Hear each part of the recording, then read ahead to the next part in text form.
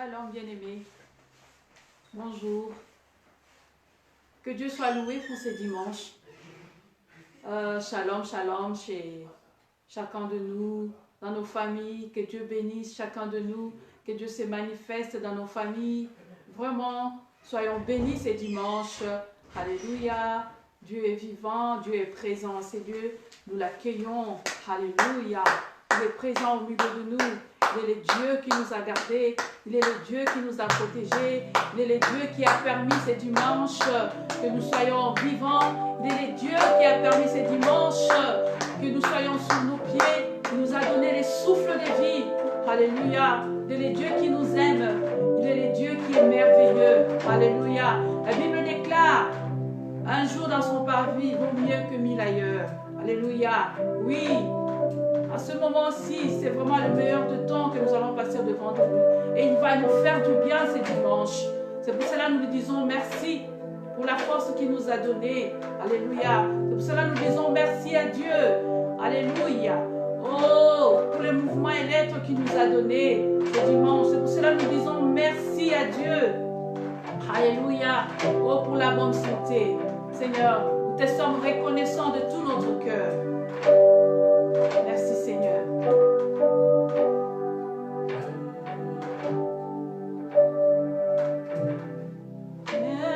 Merci d'un cœur reconnaissant. Merci, ô Seigneur, 3 fois ça.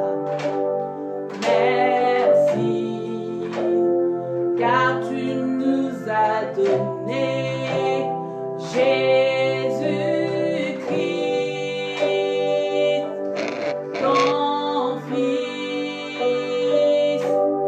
Merci d'un cœur reconnaissant. Merci, ô Seigneur, 3 fois ça. Merci, car tu nous as donné Jésus-Christ, ton Fils. Maintenant, le faible dit, je suis fort. Le pauvre dit, je suis riche. Dieu a fait de grandes choses pour nous. Maintenant, le faible dit, je suis fort. Le pauvre dit, je suis riche, car Dieu a fait de grandes choses pour nous. Merci. Alléluia. Merci Seigneur. Merci. Maintenant, le faible dit, je suis fort. Que le pauvre dise, je suis riche. Dieu a fait des grandes choses pour nous. Merci. Shalom, shalom tout le monde, gloire à Dieu. Merci pour mon épouse Eliane, pour la conduite de ce service. J'ai fait beaucoup d'erreurs au piano, mais vous comprendrez qu'on prend de l'âge. Ce n'est pas tellement l'âge, c'est le manque de répétition, mais que Dieu nous aide à mieux faire prochainement. Nous voulons partager la parole de Dieu ensemble. Et je veux vous inviter, si vous l'avez, à prendre votre Bible ou votre tablette, votre smartphone, et nous allons voir un extrait dans l'évangile de Luc. Luc, qui ne faisait pas partie des apôtres, hein. Luc était disciple de l'apôtre Paul, mais il a quand même laissé un évangile. Donc nous sommes dans l'évangile de Luc, chapitre 7, les versets 11 à 16. Luc, chapitre 7, les versets 11 à 16. Ici, les évangiles racontent au fait les différents témoignages des 4 évangélistes, donc Matthieu, Marc, Luc, Jean, 4 points de vue par rapport aux 3 ans de ministère de Christ. Matthieu était un apôtre, Marc était un disciple, c'était le cousin de Barnabas, mais après il deviendra disciple de Pierre et il recevra ce témoignage-là de Pierre.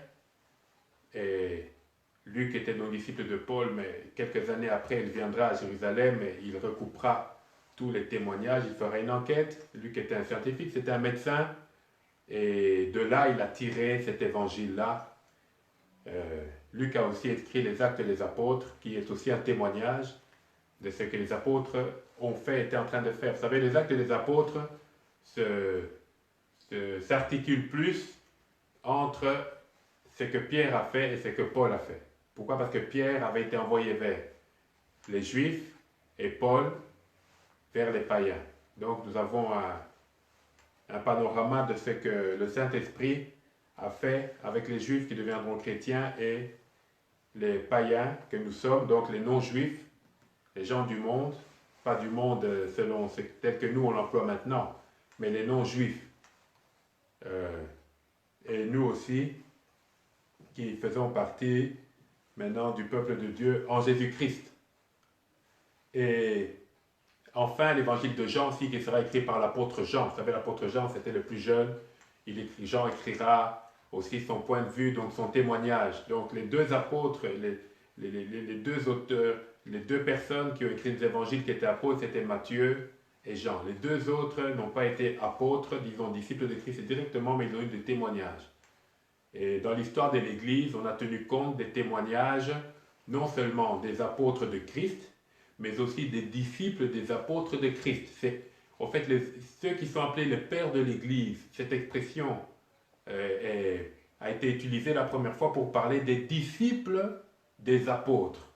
Les disciples de Pierre, les disciples, alors tous ceux, c'est eux qui avaient connu les apôtres de manière comme ça, réelle. Alors c'est eux les pères de l'Église. Aujourd'hui, nous appelons, c'est mon père dans la foi, mon père spirituel. Bon, ce n'est pas faux, parce que Dieu utilise de toute façon les hommes pour nous conduire. Mais en réalité, ce sont des personnes, des instruments que Dieu a mis devant nous et que nous devons honorer. Nous devons honorer. Et ils sont pères parce qu'ils ont enfanté en Christ. Et c'est très important, d'honorer le père. Mais le père de l'Église, c'est plus une expression par rapport à ceux qui ont vécu durant l'Église primitive ou juste après. Donc, avoir un père spirituel ou un père dans la foi, ce n'est pas mauvais. Ce n'est pas faux de dire ça. Mais il y a ceux qui ont connu les apôtres de manière physique. Alors, donc, nous sommes dans l'évangile de Luc, chapitre 7, versets 11 à 16. Je lis. Évangile de Luc, chapitre 7, versets 11 à 16. Le jour suivant, Jésus alla dans une ville appelée Naïn. Je prends la Bible. Ses disciples et une grande foule faisaient route avec lui. Lorsqu'il fut près de la porte de la ville, voici on portait en terre un mort. Donc on allait enterrer quelqu'un. Fils unique de sa mère, qui était veuve. Et il y avait avec elle beaucoup de gens de la ville. Donc cette femme allait enterrer son fils, elle qui était déjà veuve, elle était accompagnée, elle n'était pas seule. Verset 13. Le Seigneur, l'ayant vue, fut ému de compassion pour elle et lui dit, ne pleure pas. il s'approcha et toucha le cercueil. Ceux qui le portaient s'arrêtèrent. Il dit, « Jeune homme, je te le dis, lève-toi. » Verset 15. Et le mort s'assit et se mit à parler. Jésus le rendit à sa mère. Verset 16. Tous furent saisis de crainte et ils glorifiaient Dieu, disant, « Un grand prophète apparut parmi nous. » Et Dieu a visité son peuple. Cette parole sur Jésus se répandit dans toute la Judée et dans tout le pays d'alentour. Voilà. Donc le titre de mon exhortation, c'est « Un grand prophète apparu parmi nous ». Ce prophète-là, c'est Jésus-Christ. Vous serez peut-être étonné d'entendre que Jésus était appelé prophète. C'est lui le prophète par excellence. C'est lui le prophète par excellence. C'est le prophète, c'est celui qui parle de la part de Dieu. C'est celui qui a reçu de Dieu la pensée de Dieu et qui la communique aux hommes. Mais c'est aussi celui qui amène les hommes dans ce que Dieu veut. Il donne la conduite, la direction au peuple. C'est le rôle de Jésus-Christ. Et gloire à Dieu pour le ministère prophétique et le ministère de prophète et pour les prophètes de l'Ancien Testament. Les prophètes de l'Ancien Testament étaient non seulement des prophètes, mais aussi des voyants. Et ceux du Nouveau Testament, c'est plus sur, comme je l'ai dit la dernière fois, c'est un office comme celui d'évangéliste, de pasteur, d'enseignant et d'apôtre. Enseignant, docteur. Donc, Jésus est prophète. Jésus a parlé de la part de Dieu, des paroles inspirées. Quand on dit de la part de Dieu, c'est de son Père. Jésus lui-même est Dieu, mais dans son humanité, il s'est soumis à son Père. Jésus s'est soumis à son Père. Il a marché comme un véritable homme, se soumettant à son Père, tout en étant Dieu, mais en ne faisant pas de sa nature divine quelque chose qui allait le différencier des hommes. Non, il s'est couvert. Au fait, l'humanité de Jésus-Christ a été recouverte, la vie de Jésus-Christ a été recouverte de son humanité. Il est 100% homme et 100% Dieu, mais il ne s'est pas présenté d'abord, quand il est venu sur terre, comme Dieu. Il s'est présenté comme un vrai homme qui n'aura pas péché, mais il était Dieu. Il est Dieu, au fait. On ne peut pas conjuguer ça au passé parce qu'il a toujours été Dieu, il sera toujours Dieu, donc il est Dieu. Donc ici, Jésus est dans un... J'ai mes notes aussi, je lis aussi mes notes. Jésus est dans un mouvement. Jésus est dans un mouvement. Il vient de Capharnaüm et il va vers Naïn. Alors qu'est-ce qui s'est passé à Capharnaüm? Jésus vient de faire un miracle. Il vient de faire un miracle et avant même Capharnaüm, il l'a fait. Donc dès le moment où il a été intronisé dans le ministère par Jean-Baptiste lors du baptême, Jésus a commencé à faire des miracles. Et le premier, c'est celui des noces de Cana, où il a changé l'eau en vin. Son but n'était pas de faire du vin, son but était de montrer qu'il est le pourvoyeur, que là où il y a le manque, là où il y a la détresse, il peut amener la provision, il peut amener la joie. Donc Jésus a fait des miracles. Il a fait des miracles. Et là, il est sur son mouvement, sur son chemin, sur sa dynamique. Et il fait un miracle à Capharnaüm. Et il quitte ensuite Capharnaüm, il dit on va vers Naïn. Alors il faut savoir qu'entre la ville de Capharnaüm, ou le village de Capharnaüm et de Naïn, il y avait un peu plus de 30 km. Jésus n'avait pas de cheval pour se déplacer, parce que Jésus, quoique roi, quoique prince, n'a pas, comme je l'ai dit, il n'a pas fait de ce statut-là un privilège. Il a marché parmi les hommes comme un simple homme. Ça veut dire que Jésus a fait 30 km avec ses disciples, il a fait 30 km à pied, ils ont marché. Donc ça leur a pris du temps, peut-être une journée.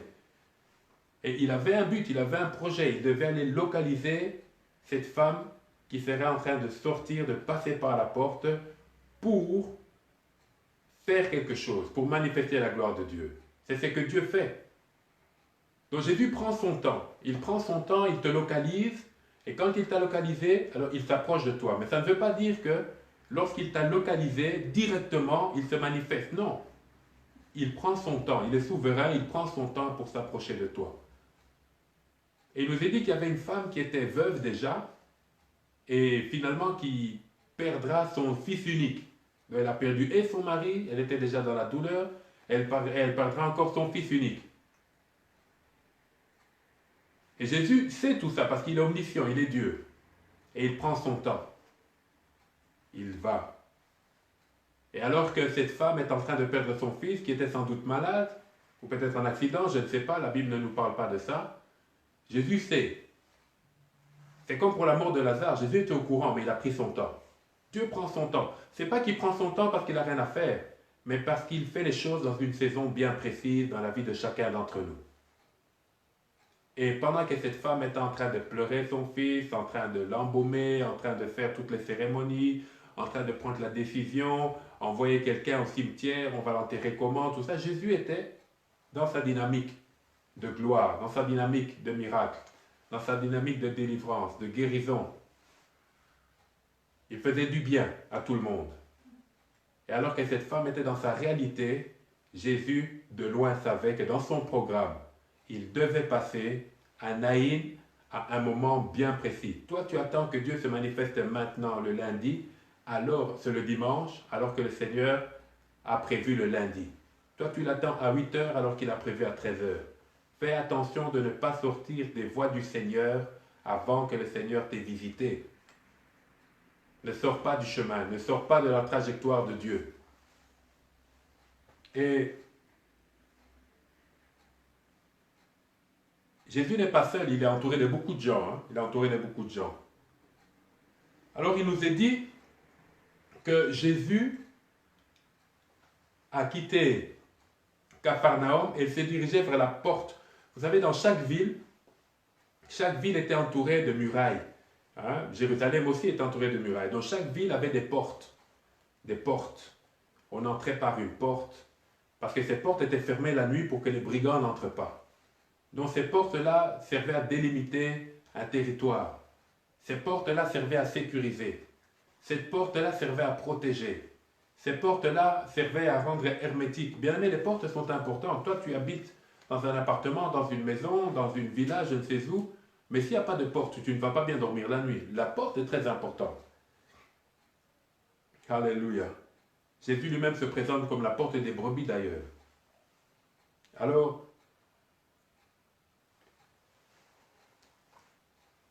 si je me rappelle bien, Jésus, avant d'aller guérir le paralytique de Bethesda, il est passé par la porte des brebis.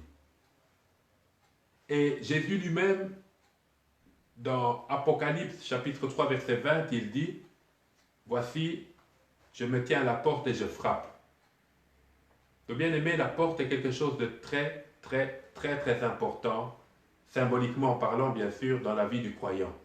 Il y a toujours une porte par laquelle Jésus veut entrer ou sur qui Dieu veut toquer pour avoir l'accès. Et cette femme était en train de sortir de la ville. Il fallait qu'elle passe par la porte. Au fait, quand on passe par la porte, on change de dimension, on change de territoire, on change d'atmosphère. Ainsi, vous pouvez entrer, vous pouvez arriver vous allez dans un lieu de fête, tout est calme dans la rue, et dès que vous ouvrez la porte, alors là, il y a la musique, il y a la boisson, il y a la nourriture, il y a les gens qui se réjouissent. Il y a plusieurs portes dans la vie. Mais il y a aussi des portes que vous ouvrez, une mauvaise rencontre, une mauvaise connexion, et vous êtes dans le malheur. Il y a des gens qu'il ne faut pas rencontrer parce qu'ils ont de mauvaises dispositions. Il y a des gens qu'il ne faut pas rencontrer parce qu'ils ont décidé, ce sont des gens d'un cœur mauvais et qui peuvent vous faire du mal. Alléluia. Donc, il est important de savoir par quelle porte nous passons. Et comme je l'ai dit, Jésus se présente comme la porte des brebis. Il dit que nul ne vient au Père que par moi. C'est-à-dire qu'il faut passer par cette porte.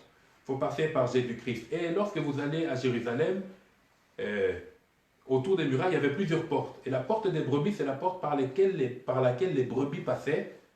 Une fois qu'elles avaient fini d'aller manger sur les pâturages, le berger les ramenait et les faisait passer par là. Et c'était le chemin. Donc il y a un chemin par lequel il faut passer. Mais pour cette femme qui a perdu son mari et qui vient de perdre son fils, il fallait aussi qu'elle passe par une porte.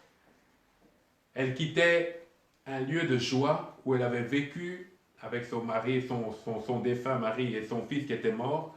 Elle allait vers le cimetière. En tout cas, il n'y a personne qui passe ses loisirs à aller au cimetière. On va au cimetière seulement quand on a, dans des moments de détresse, dans des moments difficiles. Et pour cette femme, c'était très compliqué parce qu'elle se retrouvait maintenant seule. Mais remarquez deux faits.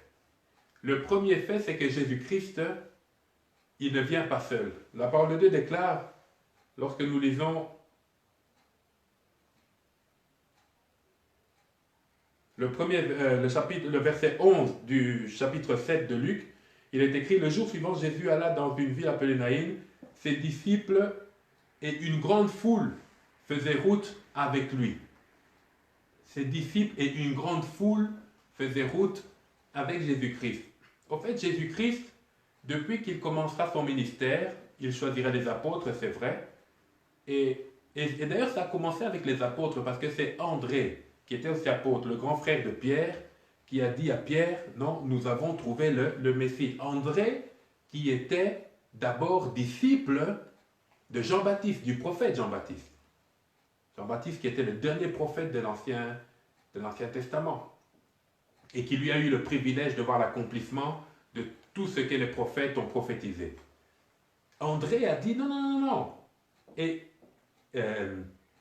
il a pris son frère Pierre et il l'a amené vers Jésus-Christ. Donc, mais quand Jésus-Christ a commencé à faire le ministère, les hommes et les femmes ont commencé à se rajouter. Vous savez, c'est bien de faire le choix de la vie. C'est bien de faire le choix de la vie. Jésus-Christ lui-même qui est la vie. Et les hommes et les femmes étaient émerveillés de voir les œuvres de Dieu à travers Jésus-Christ. Ainsi, il se déplaçait et les foules le suivaient. Dans plusieurs passages bibliques, on voit, les foules le suivaient. Le matin, les foules le suivaient, les foules le suivaient, les foules le suivaient, les foules le suivaient. Pourquoi? Parce que Jésus-Christ ne faisait que du bien. Et ça, c'est un bon cortège. Et imaginez-vous cette foule, ce grand nombre de personnes en train de suivre, dont il y avait de la poussière, il y avait des gens, il y avait en tout cas, c'était compliqué. Et dès que Jésus va à gauche, ils vont à gauche. Jésus va à droite, ils vont à droite. Ça, c'est bien. C'est ce que font les brebis. Les brebis connaissent l'odeur du berger et suivent leur berger. Jésus-Christ a dit: mes brebis connaissent ma voix, m'entendent et connaissent ma voix. Et c'est important de suivre Jésus-Christ. Comment connaître l'odeur du berger? C'est en passant du temps avec lui. C'est en passant du temps avec lui, vraiment du temps avec lui. Et d'ailleurs, il n'y a pas encore longtemps, le berger, à l'époque, s'habillait d'un gilet fait en peau de brebis. Pourquoi? Pour qu'il ait l'odeur. Pour que les brebis puissent connaître son odeur. Son odeur. Et ça, c'est vraiment très bien de suivre Jésus-Christ. Mais, en parallèle, il nous est dit que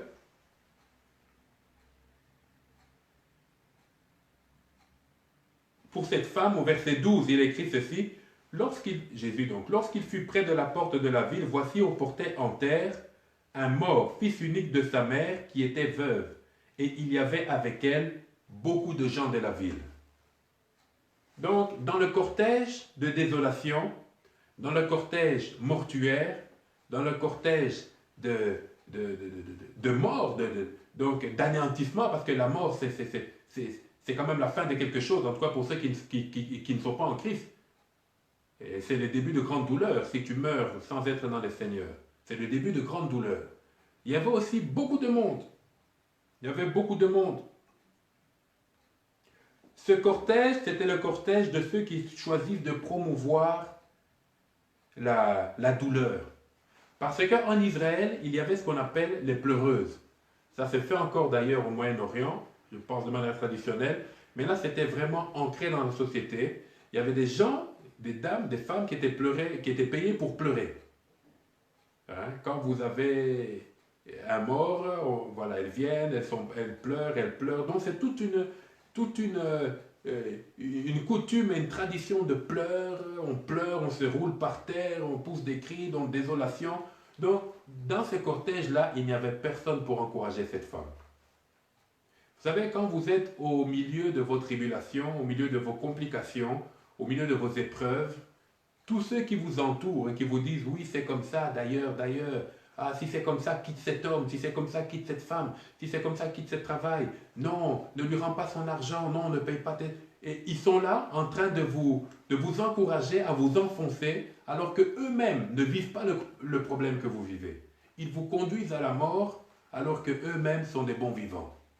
Et c'était le cortège et c'est ce que symbolise ce cortège.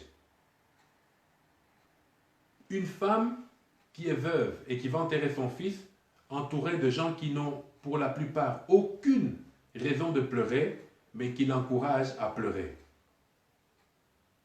Et plusieurs d'entre nous, nous sommes entourés de ce cortège-là.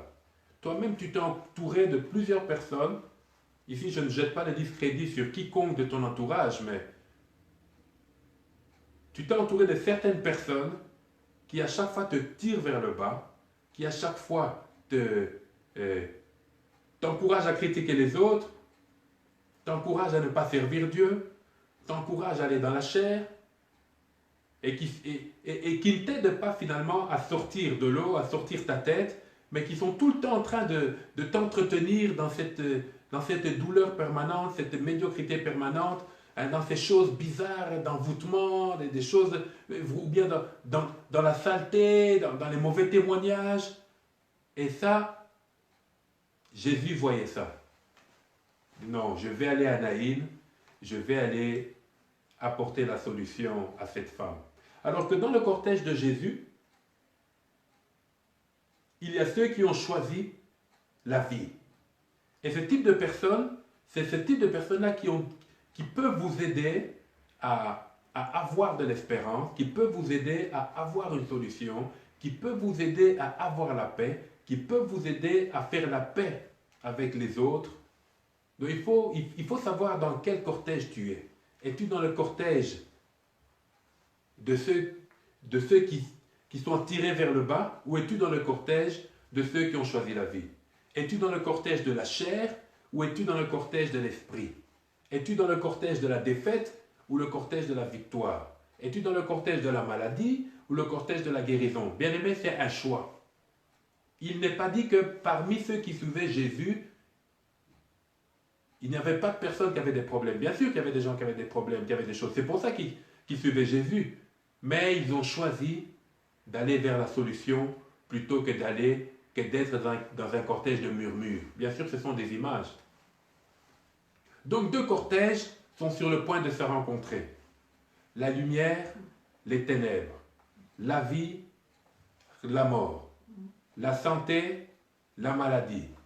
La bénédiction, la malédiction. Et voyons ce qui va se passer. Il est écrit que,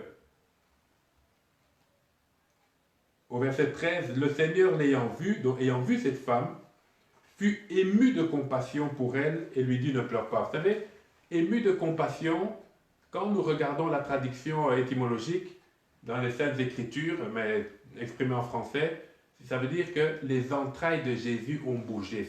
Il s'est passé exactement la même chose que ce qui s'est passé le jour où Jésus s'est retrouvé devant la tombe de Lazare. Ses entrailles ont bougé. C'est-à-dire, il a été profondément touché de l'intérieur. Il a été ému de l'intérieur. Parce que lui, le prince de vie, ne pouvait pas admettre que la mort remporte une victoire sur quelqu'un qui était censé avoir la vie. Et lorsqu'il voit cette femme, il est ému de compassion. Et encore aujourd'hui, quand Jésus te voit, il est ému de compassion. Je ne connais pas ta réalité, ta difficulté, mais quand le Seigneur te voit, il est ému de compassion. Et tout chrétien, toute chrétienne est censé avoir cette compassion qui est finalement un sentiment qui est déposé par le Seigneur sur nos cœurs, parce qu'il y a quelque chose de divin dans la compassion que le chrétien doit avoir. Elle est suscitée par le Saint-Esprit dans nos vies. Tu ne peux pas laisser quelqu'un mourir comme ça. Hein? Toi, tu ne donnes ton soutien à quiconque que lorsque ça va mal. Pourquoi n'es-tu pas là lorsque ça va bien? Et finalement, Jésus dit à cette femme, ne pleure pas. Et ça, c'est le projet de Dieu. Quand le cortège de Christ s'approche de toi, il ne fait pas attention aux gens qui sont autour de toi. Il ne fait pas attention à toutes ces paroles qui sont dites autour de toi. Très vraisemblablement, il y avait beaucoup de bruit. Mais Jésus s'est présenté directement vers la veuve et lui a dit « Arrête de pleurer ». Elle pleurait pourquoi? Elle pleurait sur son sort. Parce qu'elle a d'abord perdu son mari et elle a ensuite perdu son fils. Je ne sais pas ce que tu as perdu, mais arrête de pleurer.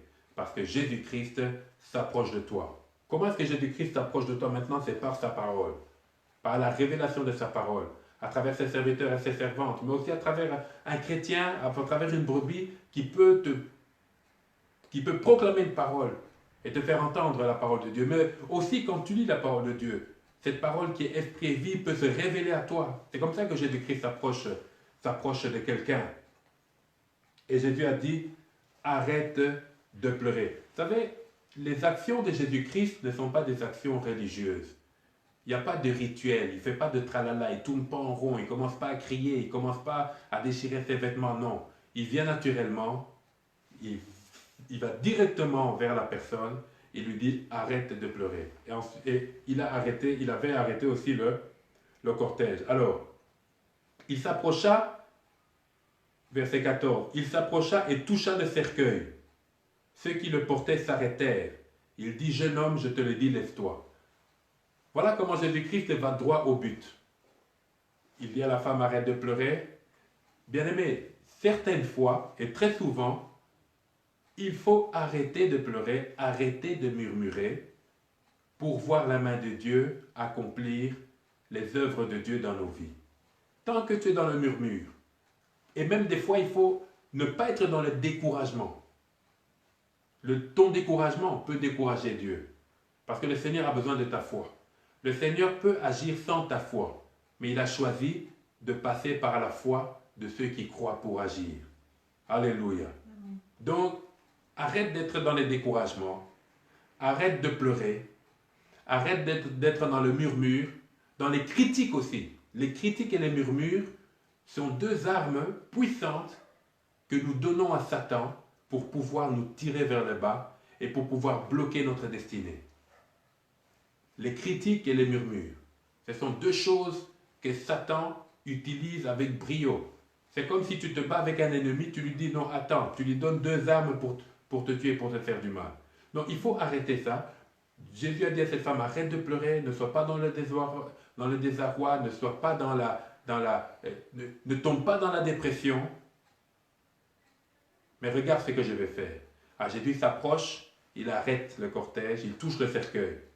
Bien-aimés, imaginez-vous ce cortège-là, des gens qui pleurent, qui voient quelqu'un venu de nulle part toucher le cercueil. Donc quelque chose va se passer. Et lorsqu'il touche le cercueil, il s'adresse au cadavre et il lui dit, lève-toi. Il lui dit, lève-toi, un cadavre.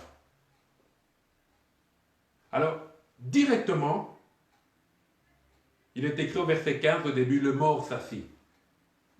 On n'a pas dit le jeune homme s'assit, on a dit le mort s'assit.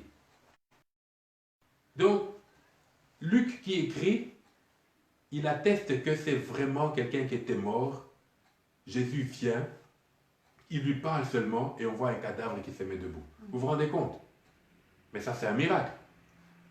Et c'est ce que le Seigneur veut faire. C'est à travers sa parole que ce qui est mort en toi, que ce qui est mort autour de toi peut revenir à la vie. Il n'y a pas un autre moyen. Il n'y a pas un autre moyen. C'est sa parole. Il a dit lui-même qu'il est derrière sa parole pour l'accomplir. Cette parole est une lampe à nos pieds. Amen. Alléluia. Une lumière sur notre sentier. C'est sa parole. Voilà pourquoi toi et moi, nous avons intérêt à méditer la parole de Dieu, à lire la parole de Dieu, à comprendre la parole de Dieu, mais aussi à parler la parole de Dieu, à croire la parole de Dieu. Cette parole, c'est une personne, c'est Jésus-Christ lui-même. En fait, Jésus est la parole. Il est la parole. Autant Jésus était réel au milieu des apôtres et des disciples lorsqu'ils le voyaient comme ça, autant Jésus est réel avec nous, en nous et parmi nous par sa parole. Alléluia. Donc cet homme, le mort s'est levé. Jésus a parlé, il lui a dit, lève-toi, le mort s'est levé. Tu vas entendre une parole, tu vas lire une parole, tu auras les révélations de la parole de Dieu Et directement, cette parole-là va donner vie à ce qui était mort. Alléluia. C'est ce que Dieu fait. Dieu agit par sa parole. Au commencement était la parole. Au commencement était la parole. On ne dit pas au commencement était l'onction.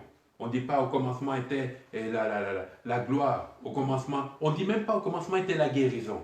On ne dit pas au commencement était la prospérité.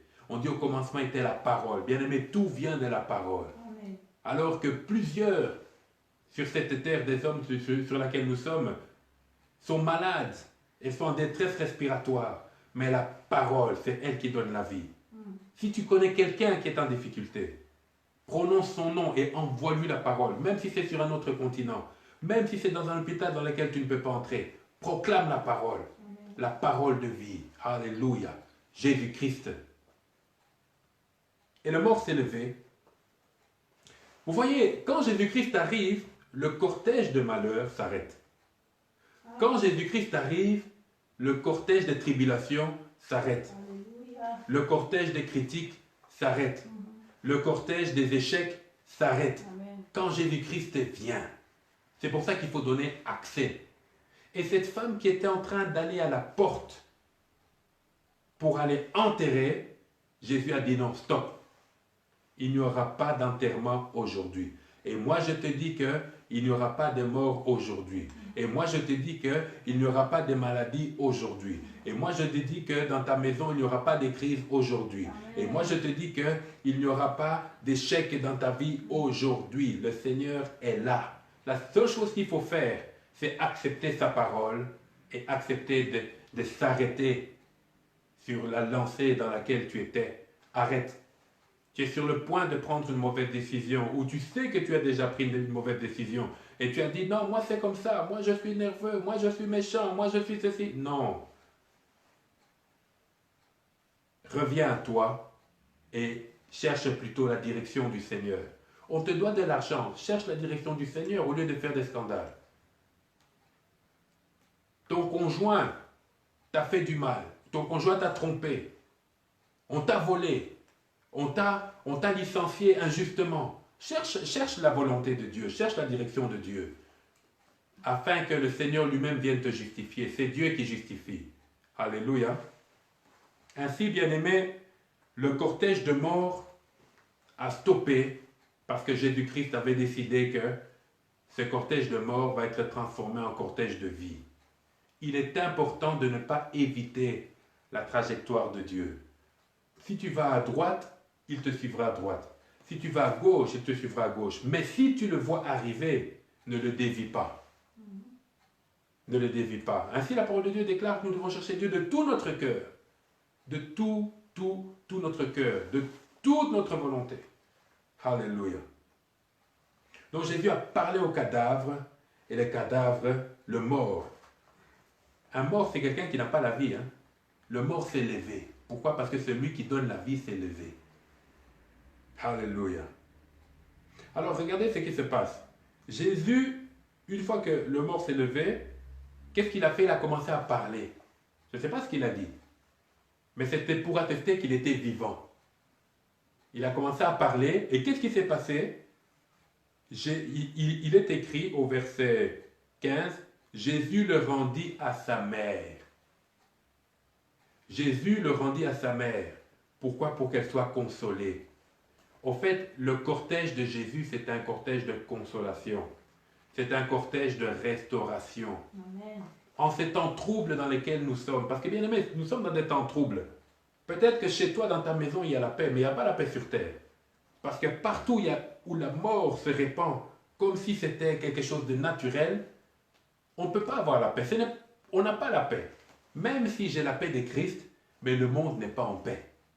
Le monde n'est pas en paix. Il y a des morts partout, dans tous les pays. Dans d'autres pays, il y en a moins, dans d'autres pays, il y en a plus, mais il y a des morts, et des morts, et des morts. Et quand on suit les informations, on nous dit non, là il y avait 1000, là il y avait 500, là il y avait... Mais ce n'est pas normal. Dans des temps normaux, lorsqu'il y a un accident, par exemple un train, 200 personnes meurent, directement, on fait un deuil national. Mais depuis que tous ces gens sont en train de mourir, je n'ai vu aucun deuil national dans aucun pays. Pourquoi il y a trop de morts? Les morgues sont saturées. les cimetières sont saturés. Aujourd'hui, tout ce qui s'appelle pompe funèbre, en tout cas, ils font de l'argent. C'est pas normal. Je n'ai rien contre la pompe funèbre, mais je suis en train de dire que la mort est devenue un commerce rentable. Donc, c'est-à-dire, le monde n'est pas en paix. Le monde n'est pas en paix. Mais quand Jésus vient, il change le cortège de mort en cortège de vie. Et il remet l'enfant à sa mère. Ainsi, sa mère peut arrêter de pleurer. Ainsi, tous ceux qui sont autour de sa mère, qui l'incitaient à pleurer, qui l'incitaient vous voyez, comme dans les deuils, hein, surtout dans les pays asiatiques ou africains, ce sont des deuils très expressifs. Hein. Non, Jésus a mis fin à ça. Il a mis fin à ça. Il dit, arrêtez de pleurer, hein, vous allez au cimetière, allez maintenant au McDo. Vous allez au cimetière, allez maintenant faire la fête. Allez célébrer plutôt Jésus-Christ. C'est ce que Jésus fait, c'est ce qu'il fait dans ta vie, c'est ce qu'il fait dans ta famille. Alors, il est écrit ceci au verset 16. Tous, quand on dit tous, ce sont les deux foules.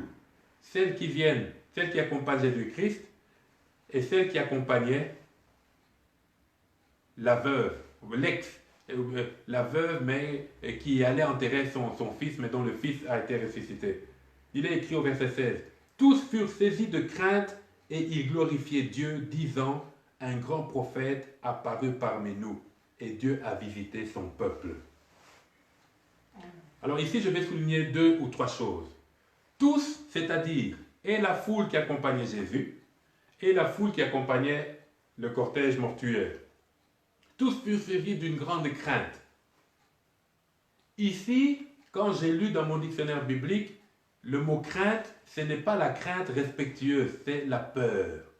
Ils se sont dit, cet homme-là est dangereux. Nous devons ne pas le considérer comme quelqu'un avec qui on peut blaguer, comme quelqu'un à qui on... Non, c'était vraiment la peur. Pas la peur par rapport à la peur de mourir, mais pour dire qu'ici, il y a quelque chose de sérieux, d'inhabituel.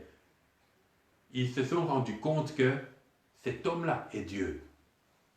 Pour le cortège de Christ, c'était une confirmation, et pour le cortège de la veuve, c'était quelque chose de nouveau. Mais tous sont devenus le cortège de Christ.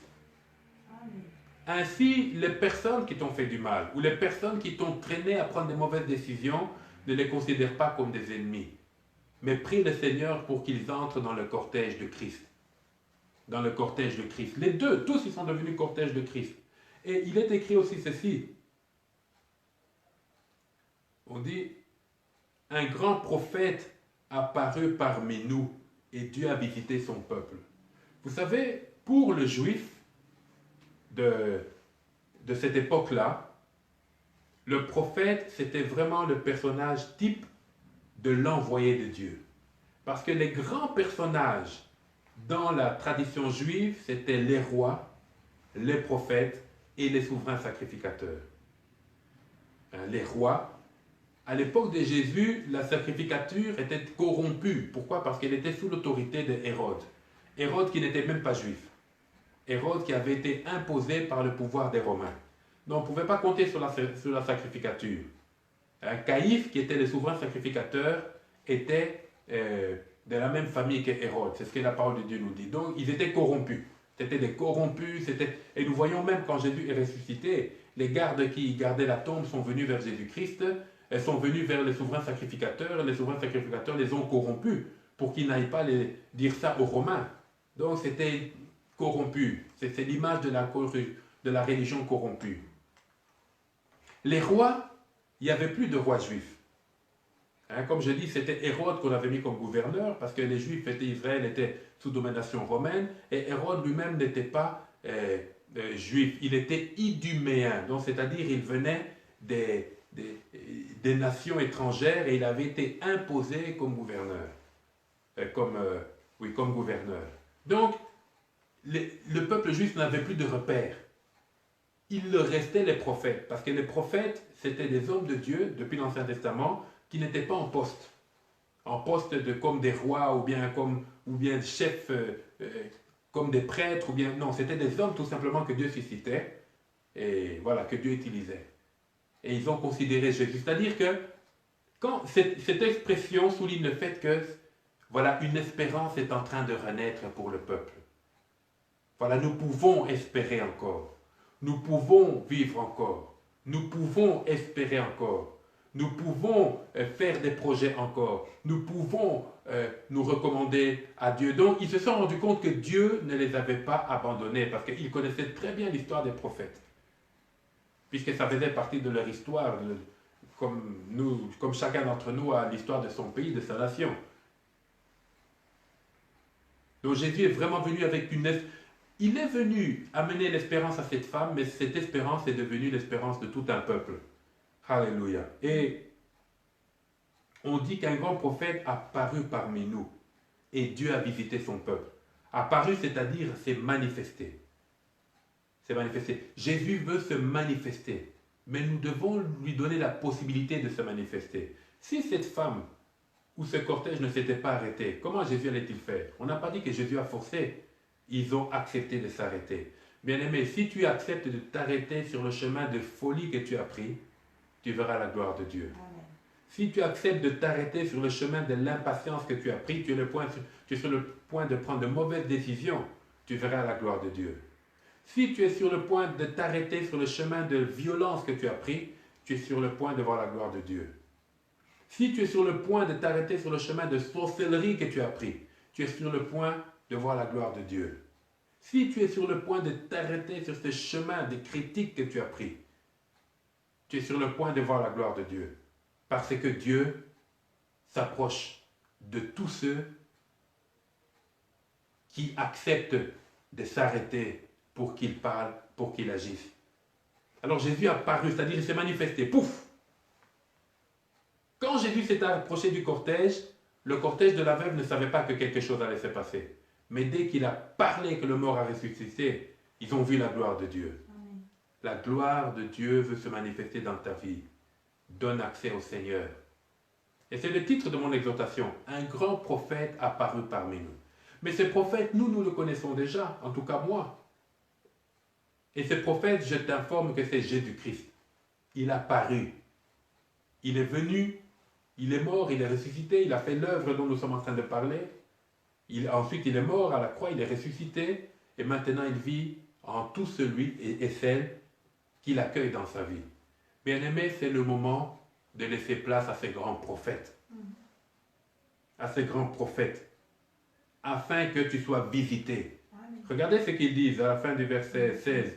Dieu a visité son peuple. Et au verset 17, il est écrit, cette parole sur Jésus se répandit dans toute la Judée et dans tout le pays d'alentour. Le Seigneur veut toucher quelqu'un à travers toi. Il veut que ça marche dans ta vie, afin que ce qui est mort en toi ressuscite. Ça peut être une maladie qui te guérisse. Ça peut être une vie de prière qui était devenue flétrie, qui était devenue sèche, qui te relève. Ainsi tu seras un témoignage pour une multitude. Parce que le Seigneur veut que l'humanité entière sache qu'il est Dieu. Et que faire alors s'il faut appliquer ce message à cette réalité que nous vivons, cette pandémie? Bien-aimé, il faut chercher Dieu. Nous devons chercher Dieu. Il faut chercher Dieu, c'est le moment de chercher Dieu. Comment chercher Dieu? C'est par la prière. D'ailleurs, sur notre page Facebook, ou bien dans notre compte WhatsApp, je m'adresse aux bien-aimés de l'Église de la Parole de Vie, là-bas de Montréal. Vous verrez bien qu'on a mis un petit bandeau sur notre page Facebook où nous parlons des 3 piliers. Donc, il faut soigner sa prière personnelle, deuxièmement, instaurer la prière familiale, et troisièmement, continuer dans la communion fraternelle à travers les services que nous faisons sur Internet. La situation que nous vivons n'est pas éternelle, mais la prière doit se faire en toutes circonstances. Donc, bien aimé, mon message est arrivé à la fin. En peu de mots, lorsque le Seigneur s'approche de toi, parce qu'il s'approche de toi, Dieu ne fait point exception de personne, permets-lui d'arrêter ton cortège. Peut-être que c'est quelque chose que tu minimises, mais il ne faut pas minimiser.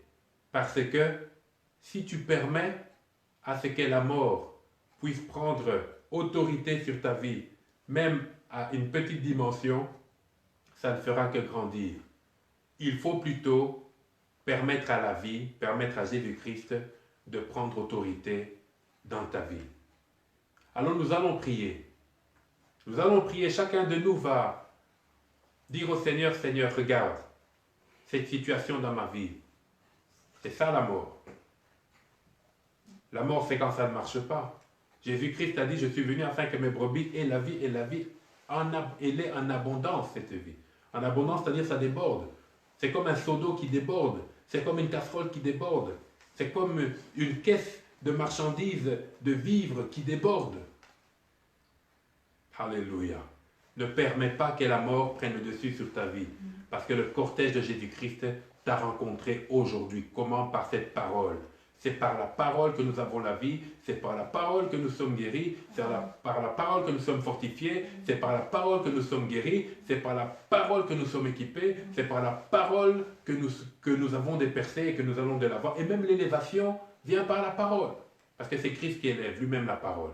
Alors nous allons prier et tu vas dire au Seigneur, Seigneur, viens me rencontrer dans telle et telle situation. Donc tu peux citer la situation spécifique, et le Seigneur va entendre ta prière, parce qu'il écoute les prières des justes. Alléluia. Oui, Seigneur. Seigneur, viens me rencontrer, viens rencontrer mon frère et ma soeur, tes enfants, Seigneur, que nous sommes dans des situations particulières, Seigneur, surtout en ces temps de pandémie, en ces temps de confinement, en ces temps, Seigneur, où tout semble bloqué, en ces temps, Seigneur, où tout semble être sur un statu quo, Seigneur, qui ne dépend pas de nous, en ces temps, Seigneur, où les hommes, Seigneur, n'ont plus emprise sur quoi que ce soit, ou, Seigneur, en ce temps où, Éternel des armées, on se pose la question, que sera notre lendemain? Qu'est-ce qui va se passer demain?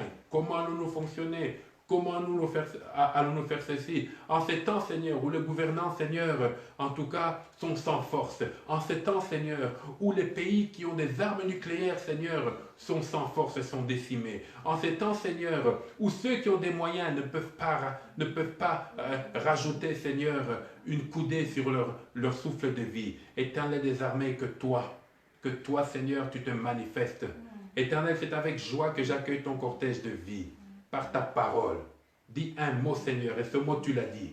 Tu as dit, lève-toi. Tu as dit, réveille-toi. Que quelque chose se réveille, Seigneur. Quelque chose qui était endormi dans la vie de mon frère et de ma soeur. Merci, Seigneur, pour la guérison. Merci pour la faveur. Merci pour la grâce. Merci pour la paix. Merci pour la vie de prière, Seigneur. Merci pour l'engagement. Merci pour l'évangélisation. Merci pour les ministères, Seigneur Jésus-Christ. Merci pour tout ce que tu fais, Seigneur. Touche mon frère et ma soeur, Seigneur. Car le grand prophète qui s'est levé au milieu de son peuple, c'est toi. Oui, Éternel, et une parole. Prononce une parole dans la vie de mon frère, alléluia, et de ma soeur. Très vraisemblablement, le Seigneur t'a parlé maintenant, mais il te parlera encore.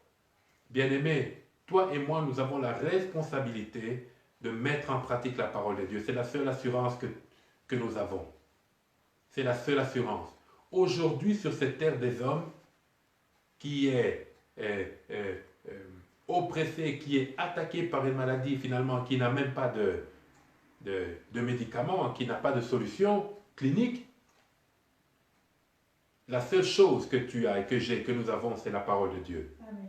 Que la parole de Dieu soit pour toi un baume, soit pour toi un sérum, soit pour toi un vaccin, soit pour toi un bouclier, soit pour toi un masque, soit pour toi une protection, soit pour toi une bonbonne d'air, soit pour toi tout ce dont tu as besoin pour vivre une vie heureuse et épanouie sur terre en servant le Seigneur. Que la parole de Dieu te touche, te transforme et t'amène là où Dieu t'attend. Alléluia. Je vais prier. Seigneur Jésus, plus qu'hier, nous avons besoin d'une parole de ta part. Merci parce que tu nous parles. Tu ne nous parles pas juste pour le plaisir de parler, mais tu donnes des directives, tu donnes des directions. Et quand tu parles, non seulement nous avons une direction, mais en même temps nous recevons la vie. Et nous recevons la force pour aller dans cette direction. Je prie pour mon frère et pour ma sœur, Seigneur, avec lesquels nous sommes connectés de par le monde. Et je te demande, Seigneur, de fortifier sa vie. Je te demande de visiter, de toucher et de relever. Au nom de Jésus-Christ. Cher Saint-Esprit, maintenant, accomplis ton œuvre. Car c'est toi qui donnes vie à cette parole. Car cette parole est esprit et vie. Merci, cher Saint-Esprit, pour ce que tu fais. Seigneur, merci pour le grand prophète que tu es, mais tu es plus qu'un grand prophète, tu es Dieu. Merci pour la révélation de nos vies. Nous scellons ces vies par ton sang précieux, par lequel nous avons été sauvés. Bien-aimé, tu es là, tu me regardes. Je t'invite à accepter le Seigneur Jésus-Christ comme Seigneur et Sauveur aujourd'hui. Si tu es là, je t'invite à le faire. Fais cette prière avec moi, afin que tu donnes ta vie à Jésus-Christ. Jésus veut te sauver. Prions. Répète après moi, Seigneur Jésus-Christ, je reconnais aujourd'hui que je ne suis pas digne de toi. J'ai péché. Pardonne-moi. Pardonne mes fautes, mes pensées, mes actes, tout ce qui ne t'a pas glorifié. Aujourd'hui, je me repens et je prends la décision de ne plus fonctionner de cette manière. Entre dans ma vie, sois mon Seigneur et mon Sauveur. Guide-moi, conduis-moi dans toute la vérité. Conduis-moi dans ta vie, Seigneur. Conduis-moi dans ta présence. Je veux marcher en nouveauté de vie. Que toi seul règne dans ma vie, Seigneur. Satan n'a aucune autorité dans ma vie. Je renonce à tout ce qui n'est pas de toi, toutes les alliances faites avec l'ennemi, faites avec toutes sortes de choses négatives et de ténèbres. Aujourd'hui, que toi seul tu règnes et que ta lumière éclaire toute ma vie. Sois mon Seigneur et mon Sauveur. Lave-moi par ton sang, sanctifie-moi par ton sang, mon corps, mon âme et mon esprit. Et remplis-moi de ta présence. Je renonce à tout ce qui ne glorifie pas, à tout ce qui ne te glorifie pas. Et Seigneur, je prends la décision de m'affermir dans ta présence. Merci Seigneur Jésus-Christ. À partir d'aujourd'hui, mon frère, ma soeur, tu es enfant de Dieu. Marche en nouveauté de vie, sers le Seigneur et permets au Seigneur de te conduire. Entre dans son cortège et marche avec lui de victoire en victoire. Seigneur, merci pour tout. Que ta grâce soit notre partage dans le nom précieux de Jésus-Christ. Amen. Amen. Bien-aimés, merci beaucoup de nous avoir suivis. Nous allons continuer comme ça jusqu'à ce que les choses entrent dans l'ordre. Chaque nation est en train de réfléchir au déconfinement. Vous et moi, nous sommes en train de suivre l'actualité. Et très prochainement, non seulement nous, mais plusieurs églises locales vont recommencer à se réunir. Mais que nous ne recommencions pas tel que nous avions cessé.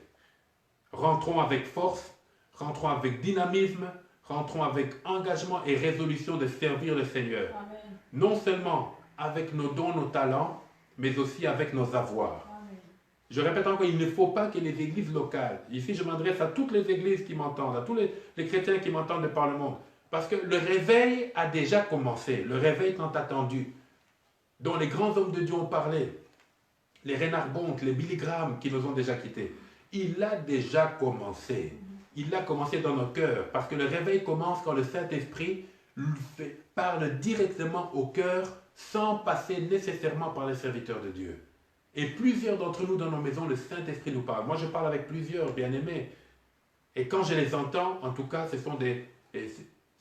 je me rends compte que Dieu parle directement au cœur, même à mon propre cœur. Le réveil a déjà commencé. Mais où Satan, où l'ennemi va essayer de travailler, c'est en bloquant les églises, le fonctionnement des églises locales. Comment? En bloquant les finances.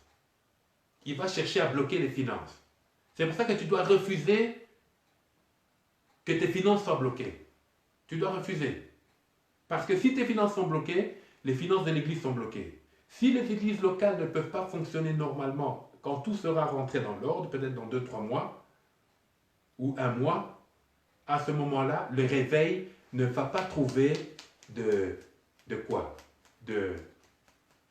d'interface pour pouvoir prendre de la vitesse. Parce que ce réveil-là passe par les églises locales. Les églises locales qui devront se mettre debout et qui devront aller prêcher dans la rue. C'est tellement simple. Distribuer des tracts, prêcher, prier, l'intercession, faire des veillées, beaucoup prier et aller prêcher dehors. Et faire des programmes pour que les les non-croyants viennent et qu'ils entendent la parole de Dieu. Donc nous sommes en train de rentrer maintenant dans l'ère où les campagnes d'évangélisation vont se refaire dans la rue, comme à l'époque, comme au 19e siècle en Occident. Parce qu'en Afrique, ça continue encore, en Asie aussi. Donc dans les grandes villes que nous connaissons, alléluia, vous allez voir, il y aura beaucoup de prédicateurs dehors. Et l'État ne pourra pas empêcher ça. Même là où c'est interdit, ce sera impossible d'empêcher. Le réveil a déjà commencé. Donc, que chacun dans son église locale, tu es à Montréal, tu es je ne sais où, dans quelle église, sur quel continent, fais ta part par rapport aux dîmes, aux offrandes et aux libéralités, afin que ton église puisse fonctionner. C'est très, très, très important parce que le réveil a déjà commencé. Amen. Que le Seigneur vous bénisse. Pour nous qui sommes de l'église La Parole de Vie, La Borne, Montréal, nous aurons notre veille de prière le dernier vendredi du mois, mais je pense que ce sera le premier jour du mois prochain. Et nous allons, par les voies que nous utilisons habituellement, communiquer comment nous allons faire par affiche, et puis nous aurons des coups de téléphone. Nous allons essayer d'être tous ensemble et nous allons prier le vendredi. Nous allons prier, prier, prier. Tu vas prier, tu vas entendre la voix de ton frère, ta sœur que tu n'as pas vu depuis longtemps. Tu vas l'entendre prier. Et la prière bouge le trône de Dieu. Nous serons en train de prier et la gloire de Dieu sera en train de descendre, de descendre, de descendre, de descendre. Toi, tu ne vas pas subir la crise économique. Ce n'est pas pour toi. C'est pour les autres. Toi, tu es connecté à la provision du ciel. Amen. Le Seigneur va passer par ton travail. Si ton travail est bloqué, il prendra un autre chemin. Alléluia. Alors que Dieu soit béni, que l'Éternel soit béni. Nous allons nous retrouver le jeudi pour notre temps de prière et que la grâce de Dieu soit votre partage. Amen.